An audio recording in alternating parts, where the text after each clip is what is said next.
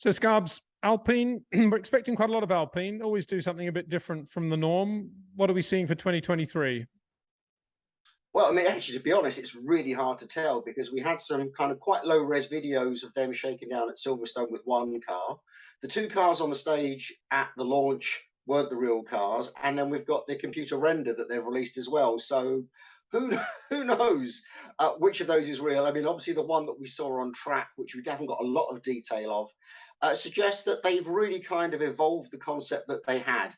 And if we remember that they were kind of in amongst the whole Red Bull concepts immediately last year and actually already had an update designed before they saw Red Bull's update, despite all of the kind of the chatting about, have they copied or not? No, they certainly haven't. And I think that's a good thing. The biggest problem last year wasn't really the chassis. It was that the power unit was really letting them down and costing them reliability. So yeah, they've changed some of the setup on the chassis, but equally with the engine. So, in summary, that's looking good. Yeah, I suppose you could say their biggest problem could well be there is trouble ahead between those two French drivers, both of whom have won a Grand Prix each, both of whom with a lot to prove. And apparently there's not much love lost between them anyway, but that's another subject, really. Let's get back to Alpine. And let's talk about the power unit. Where do you think Alpine Renault are now? How did they end the year in your view?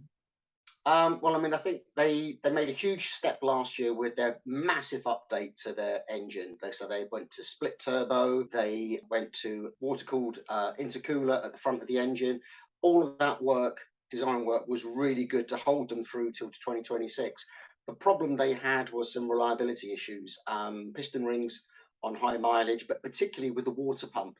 Now, the way the water pump was actually cast into the block, and when that was giving them problems, they really had no way out of redesigning it with a safety update. And then, of course, we had that infamous drama of starting in second gear in Singapore, put too much load through the engine, and that paid its price as the season progressed in terms of piston damage and affecting their cycle as well.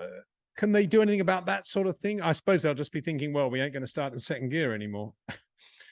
Yes, but equally, they've said that they've had a piston ring update for the car. They've changed the water pump and the chassis around where the water pump goes. So it looks as though all the problems they had were just things that they couldn't do in season. They've done it over the winter. So I see no reason why. I think it's actually now called badged an Alpine engine as well as being an Alpine chassis. They should have rectified those issues, and theoretically, nothing should go wrong. Famous last words. But yeah, I think they will be competitive in terms of power units. So I don't have any big issues about that.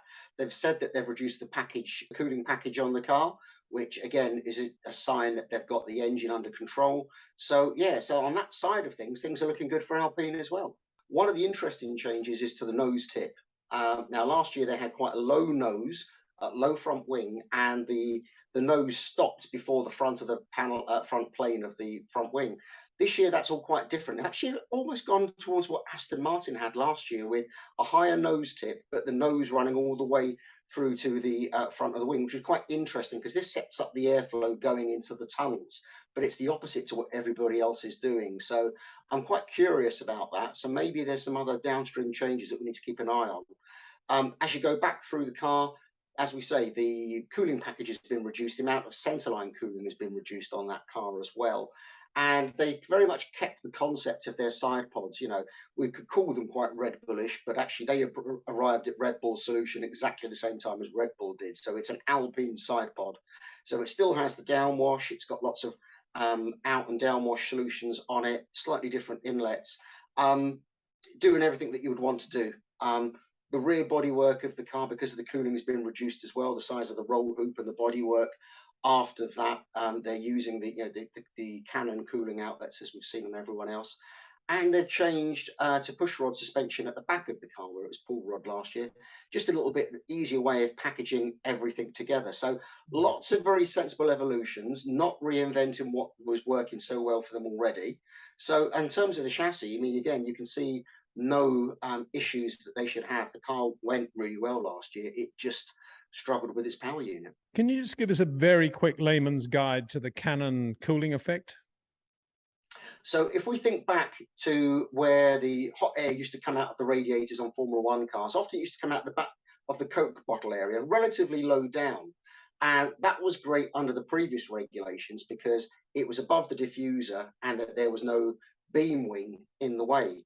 Now, this in the last season and into this year, what you want to do is you want to get that hot air out, but you want it to be away from that beam wing just above the diffuser. So you need to bring the outlet as high as you can. So this is then you end up with this very high central, what we call the cannon outlet, or with the Mercedes, the kind of the double-barreled setup. And that just sends all of the dirty air out of the radiators straight through the middle of the rear wing. So it's not hitting the top rear wing and it's not hitting the beam wing or the diffuser. So it's a nice neutral place, nice low pressure place to let the air out. And as a result, you can then slim down the Coke bottle area of the side pods, making them even slimmer. And it's just one of those things, the regulations are driving everyone, apart from a few teams like Ferrari, for example, down that direction. Just to clarify one point, you don't want the stream going into the beam wing mainly for airflow reasons, but presumably also for heat reasons as well? It's more because once the air's gone through the radiators, the energy in the air has all been used up. It's been mashed around. So you're really using it purely for aerodynamic. There is a pressure and heat sort of story in there, but that's not the primary reason. You're trying to get lots of clean, high energy air to hit those aerodynamic surfaces of the wings and the diffuser. You don't want it to be the lazy air that's come out from the radiators. Here we go. McLaren, Alpine, Aston Martin. Who's got the best package at the moment, would you say, start of the year? Wow, that's a tricky one to judge. I think Alpine will probably be the quickest out of the blocks because their car is so much more on evolution. That means it should go quicker. I think McLaren have got a bit of a jump. So while they had a difficult car to drive last year, I'm hoping that the car's a bit easier to drive, not necessarily faster outright, but certainly better for the drivers. And then Aston Martin are an interesting one. Now, after we spoke initially from just the limited images that they gave us at the Aston Martin launch, I thought their car was quite conservative. In fact, their side pods are probably more radical than maybe even the Mercedes, where the Ferrari ridge goes down and there's a big tunnel that goes in between them, a bit like the Ferrari bathtub that goes straight down to the floor. Very dramatic. So I'm expecting Aston Martin, once they've got their understanding of that car together, to be quite quick. So I think these lot are going to squeeze up, but how that shakes out over the season is, well, yeah, totally impossible. But certainly at the beginning of the year, I think it would be Alpine, McLaren, Aston. But I think that will change as the year goes on.